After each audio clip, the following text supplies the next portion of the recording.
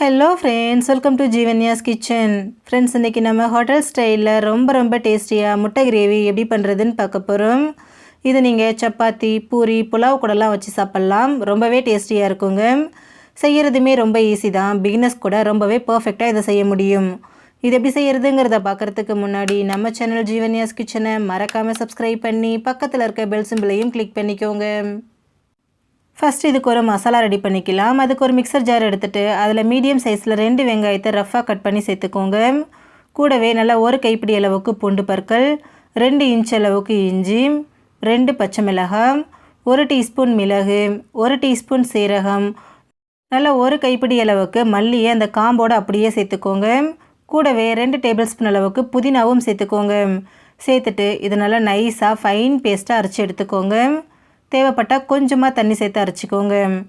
பாருங்கள் எந்த அளவுக்கு நல்லா திக்காக நல்லா ஸ்மூத்தாக அரைப்பட்டு வந்திருக்குன்னு. இது அப்படியே இருக்கட்டும். இப்போது கிரேவி தலைக்க ஸ்டவ்வில் கடாய் வச்சுட்டு அதில் 3 டேபிள் ஸ்பூன் எண்ணெய் சேர்த்துக்கோங்க. எண்ணெய் சூடானதும் இதில் ஒரு வெங்காயத்தை பொடியை நறுக்கி சேர்த்துக்கோங்க. சேர்த்துட்டு வெங்காயம் பச்சை வாசனை போயிட்டு லைட்டாக செவக்கிற அளவுக்கு வதக்கி விடுங்க. இது வதங்கிட்டு இருக்கும்போதே இது கூட 1 டீஸ்பூன் அளவுக்கு உப்பு சேர்த்துக்கோங்க. உப்பு சேர்த்து வதக்கும் போது வெங்காயம் நமக்கு சீக்கிரமாகவே வதங்கி வந்துடும். பாருங்கள், வெங்காயம் நல்லா வதங்கி லைட்டாக கலர் மாற ஆரம்பிச்சிருக்கு. இப்போ இதில் ஒரு தக்காளியை பொடியை நறுக்கி சேர்த்துக்கோங்க. சேர்த்துட்டு தக்காளியோட பச்சை வாசனை போயிட்டு நல்லா மசிஞ்சு குழையிற அளவுக்கு வதக்கி விடுங்க.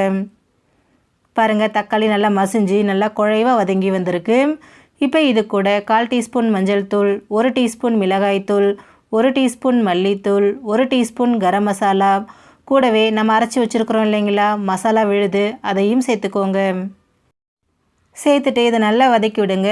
நம்ம மசாலா பச்சையாக தான் அரைச்சி சேர்த்துருக்கோம் இல்லைங்களா, அதனால் அந்த பச்சை வாசனை போயிட்டு எண்ணெய் பிரிஞ்சு அந்த மசாலாவோட நிறம் மாறி வரும். அது வரைக்கும் இதை நல்லா குக் பண்ணுங்கள். பாருங்கள், மசாலா நல்லா வதங்கி எண்ணெய் பிரிஞ்சிருச்சு. அந்த கலருமே நல்லா மாறி வந்திருக்கு பாருங்கள். இந்த அளவுக்கு வேகணும். இப்போ இது கூட 1 கப் அளவுக்கு தண்ணி சேர்த்துக்கோங்க. சேர்த்துட்டு இதை ஒரு தடவை நல்லா கலந்து விட்டுருங்க. உங்களுக்கு கிரேவி என்ன திக்னஸ் வேணுமோ அதுக்கேற்ற மாதிரி நீங்கள் தண்ணி சேர்த்துக்கோங்க. பாருங்கள், நல்லா கலந்தாச்சு. இப்போ இதை மூடி போட்டுட்டு ஸ்டவ்வை லோ ஃப்ளேமில் வச்சுட்டு ஒரு 5 நிமிஷத்துக்கு வேக விடுங்க. மசாலா நல்லா வெந்து அந்த எண்ணெய் நல்லா பிரிஞ்சு வரணும்.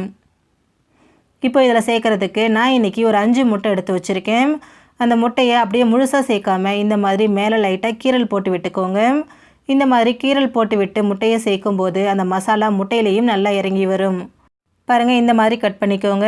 நீங்கள் முழு முட்டையை இந்த மாதிரி கட் பண்ணிட்டும் சேர்த்துக்கலாம். அப்படி இல்லைனா முட்டையை 2 கட் பண்ணி அப்படியேவும் சேர்த்துக்கலாம். அது உங்களோட விருப்பம்தான். நான் எல்லா முட்டையிலையும் இந்த மாதிரி கீரல் போட்டு எடுத்துக்கிட்டேன். இப்போ ஒரு 5 நிமிஷம் போல் ஆயிருக்கு. கிரேவி பாருங்கள் நல்லா கொதிச்சு அந்த எண்ணெய்லாம் முழுமையாக பிரிஞ்சு வந்திருக்கு. அதோட கன்சிஸ்டன்சியும் பாருங்கள் கரெக்டாக நமக்கு வந்திருக்கு. இந்தளவுக்கு நல்லா குக் பண்ணிக்கோங்க.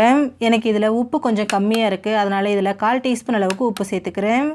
சேர்த்துட்டு திரும்பவும் ஒரு தடவை இதை நல்லா இந்த மாதிரி மிக்ஸ் பண்ணிக்கோங்க. இப்போ இதில் ஏற்கனவே வேக வச்சு கீரல் போட்டு வச்சுருக்கிற முட்டை எல்லாத்தையும் சேர்த்துக்கோங்க. கூடவே நல்லா ஒரு கையளவுக்கு மல்லி இலையும் சேர்த்துக்கோங்க.